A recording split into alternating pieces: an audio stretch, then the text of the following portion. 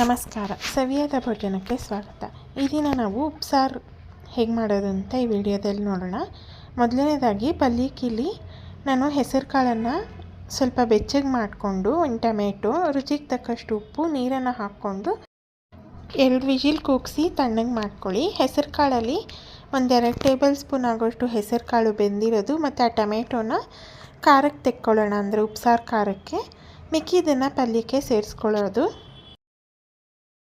ಈಗ ಖಾರ ರುಬ್ಕೊಳ್ಳೋದಕ್ಕೆ ಒಂದು ಮಿಕ್ಸಿ ಜಾರ್ಗೆ ಕಾಯಿ ಚೂರು ಸ್ವಲ್ಪ, ಅಂದರೆ ಹಸಿ ಕಾಯಿ ತುರಿ, 2 ಒಣಮೆಣಸಿನ್ಕಾಯಿ. ನೀವಿಲ್ಲಿ ಹಸಿಮೆಣಸಿನ್ಕಾಯಿ ಕೂಡ ಬೇಯೋದಕ್ಕೆ ಹೆಸರು ಕಾಳು ಬೇಯೋಗೆ ಸೇರಿಸ್ಕೊಂಡು ಹಾಕ್ಕೋಬೋದು.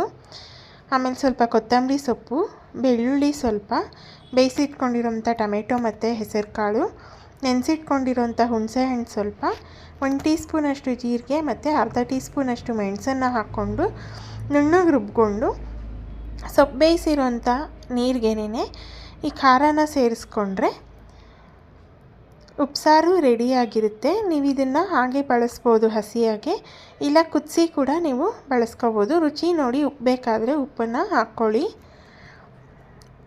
ಕ್ವಿಕ್ಕಾಗಿ ರೆಡಿ ಮಾಡ್ಬೋದು. ಒಂದು ಸತಿ ನೀವು ಕೂಡ ಟ್ರೈ ಮಾಡಿ, ಹೇಗೆ ಬಂತು ಅನ್ನೋದನ್ನು ಕಮೆಂಟ್ ಮಾಡಿ ತಿಳಿಸಿ. ಈಗಾಗಲೇ ನುಗ್ಗೆ ಸೊಪ್ಪಿನ ಪಲ್ಯನ ಹೇಗೆ ಮಾಡೋದು ಅನ್ನೋದು ವಿಡಿಯೋ ಹಾಕಿದ್ದೀನಿ. ಹಾಗೆ ಯಾರಿನ ಚಾನಲ್ನ ಸಬ್ಸ್ಕ್ರೈಬ್ ಮಾಡದೆ ನೋಡ್ತಾ ಇದ್ದೀರಾ, ಈಗಲೇ ಸಬ್ಸ್ಕ್ರೈಬ್